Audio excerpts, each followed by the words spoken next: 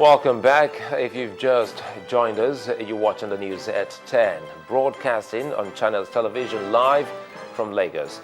A reminder of our top stories. Doctor strike take effect nationwide. Patients turn back in some hospitals. Former Second Republic Transport Minister Umaru Diko dies in the UK hospital. President calls him a renowned politician. Boko Haram pounds Maiduguri yet again, kill over 18 in a popular market. And Israel holds a funeral for 3 teenagers killed in the West Bank.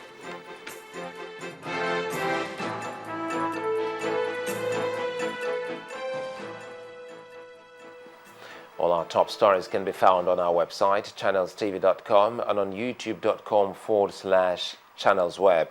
Visit m.channelstv.com to view us live on your mobile device. You can also download the Channels TV app for Android, iOS, and Windows phones from their respective stores. Well, you can also interact with the Channels Eyewitness feature on our Android, iOS, and Windows 8 platforms. If you have pictures or videos to share with us, tap the application on your device, swipe to reveal the Eyewitness menu, and follow the instructions.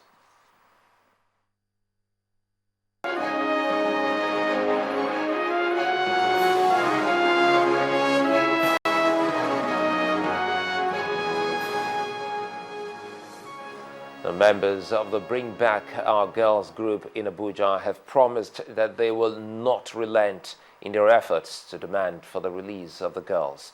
At their daily sit-out sessions in Abuja, a member of the group, Dr. Ima Sheo, assured members of the Chibok community of the group's continued support to speak to relevant authorities on the matter.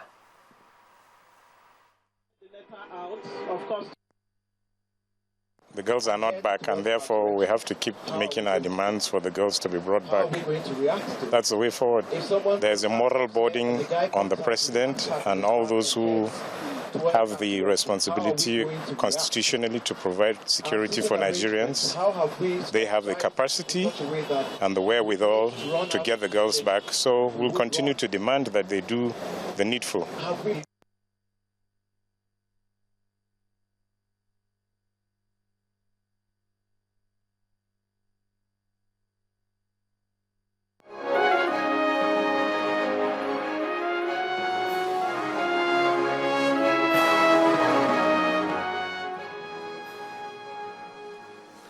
The Lagos state government has banned the indiscriminate and unlawful use of siren in the state.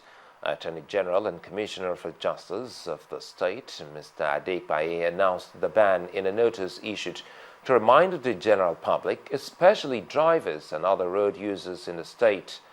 He said the use of sirens and other noisy devices in vehicles is prohibited under the Lagos State Road Traffic Law.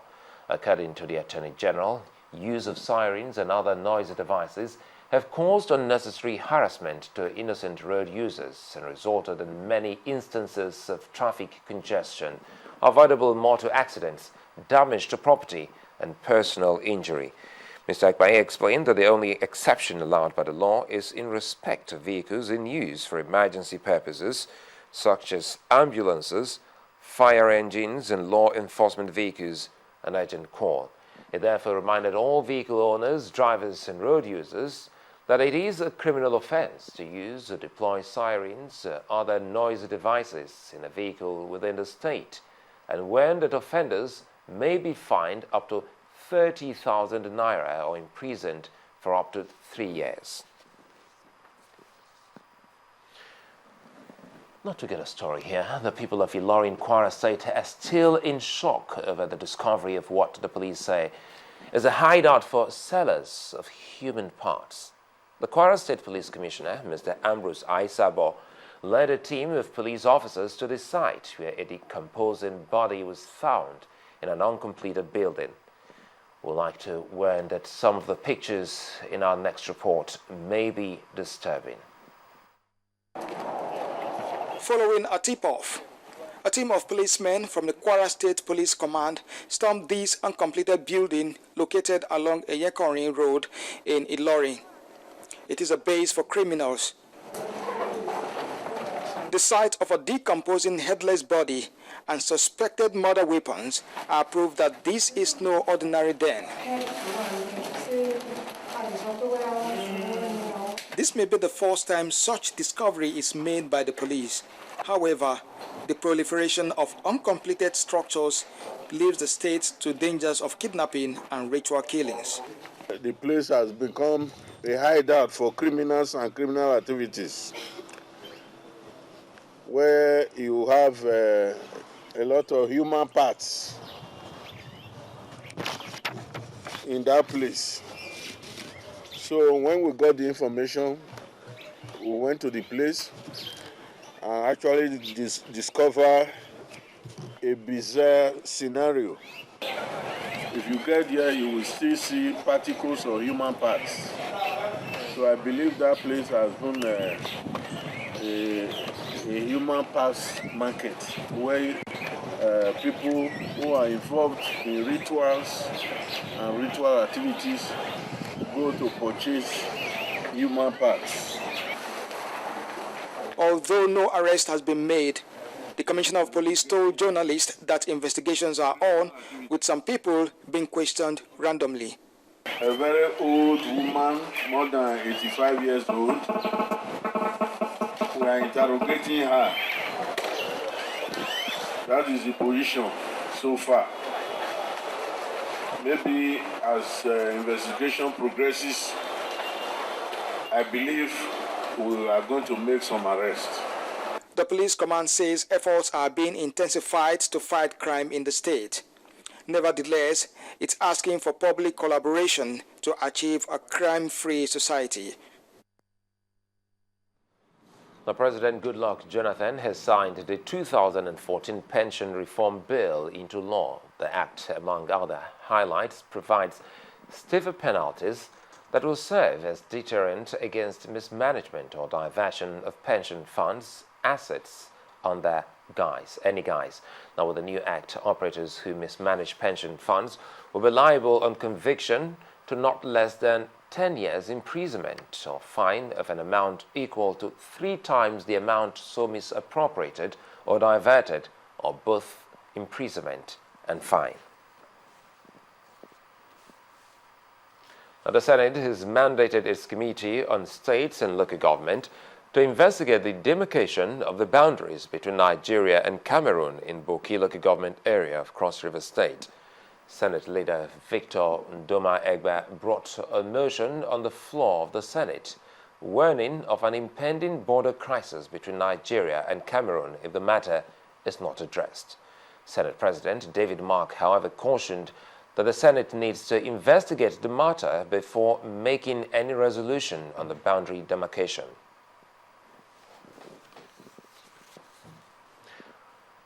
Now, the House of Representatives has endorsed a harmonized report on the bill for an act to repeal the Prisons Act of 2004. This is intended to make comprehensive provisions for the administration and reforms of prisons in Nigeria and the efficient management of the prisons service. The House also passed for a second reading a bill for an act to establish a constituency development fund which seeks to ensure even development of all constituencies in the Federation. The state independent electoral commissions may cease to exist in Nigeria as delegates at the National Conference have approved the recommendation for the scrapping of such. This was a key resolution passed by the conference while considering the report of the Committee on Political Parties and Electoral Matters. The conference also approved a minimum academic qualification of first degree or its equivalent for presidential, governorship and National Assembly candidates. Our correspondent Lanre Lasisi has this report.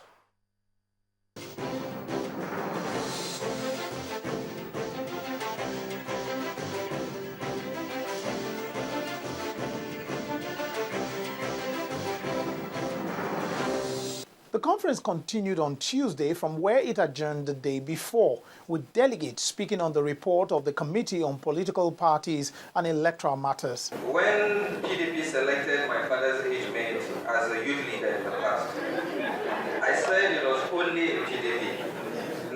called APC to youth leader. He was born in 1971. That's what he said. Now, even the position of youth leader is not even given to the youth. One begins to wonder what is happening in our political space. We cannot deepen democracy if we allow local government elections to be conducted by governors. There is no recommendation that we will make that will not make the governors write results in government houses and allow you to go to waste your money, waste your time to conduct elections, and results are written in government houses. I will urge this conference to approve the scrapping without hesitation of President Electoral in the State Independent Electoral. It was then time to turn to the amendments. The issue of the State Independent Electoral Commission was brought up for amendment. That SIEC should be scrapped and its powers transferred to INEC. All those in favor of that, say aye. Against, say nay. The ayes have it. Is the minimum academic qualification for presidential, governorship, and National Assembly should be university first degree or its equivalent. All those in favor of that say aye. Against, say nay. The ayes have it. The conference also accepted a recommendation for the establishment of a Political Parties Regulation and Electoral Offences Commission. The report of the committee was adopted at the end of the day. Now, when the conference resumes on Wednesday, it will turn its attention to one of the last reports, that of the Committee on Political Restructuring and Forms of Government. Lanre Lasese, Channels Television News.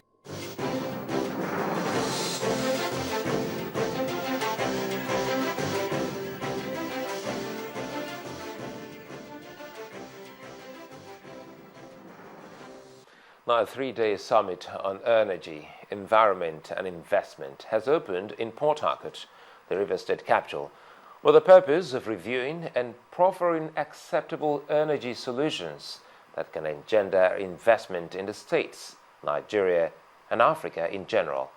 While former Ghanaian President John Kufuor wants Africa to meet the developmental aspirations of its people through the creation of access to energy, the governor of Rivers State, Chibike Amechi, believes that the use of gas sources of power is laudable. Several sources of renewable and eco-friendly energy, as well as opportunities for investment, abound all over the continent of Africa, but are still majorly untapped. This underlines the importance of a forum like this one put together by the Rivers State government. Former world leaders, professionals and investors will in the next 3 days rub minds on the way forward for Africa. But first, one of them, John Kufuor from Ghana, wants the future generation preserved. Sustainable energy is the provision of energy that meets the needs of the present without compromising the ability of the future generations to meet their needs.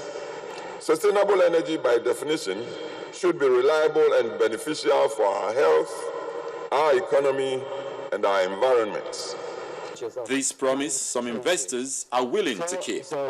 China will have close cooperation with Africa in the fields such as green economic, sustainable investment, sustainable development of natural resources. At the panel discussion, participants raised issues of neglect by African leaders and challenged them to take environmental issues more seriously. We should be thinking about using solar in a big way. And I think it is a sad commentary on all of us when more than 80% of our rural populations are off-grid and they have no light. A challenge the Rivers State governor gladly accepts. For us, we are using the cleanest energy source, gas. So you can't even charge us for not using the right energy source. But we are saying that we are not taking people's money to fund for the Federal Republic of Nigeria. And that is the Rivers people's money. What observers would like to see at the end of these 3 days is a roadmap for Africa and how it will be implemented going forward. Henry Ogunjimi, Channels Television News. While the news at 10 returns, the CBN cashless policy takes effect in all states of the Federation. That's some business news. Join us again.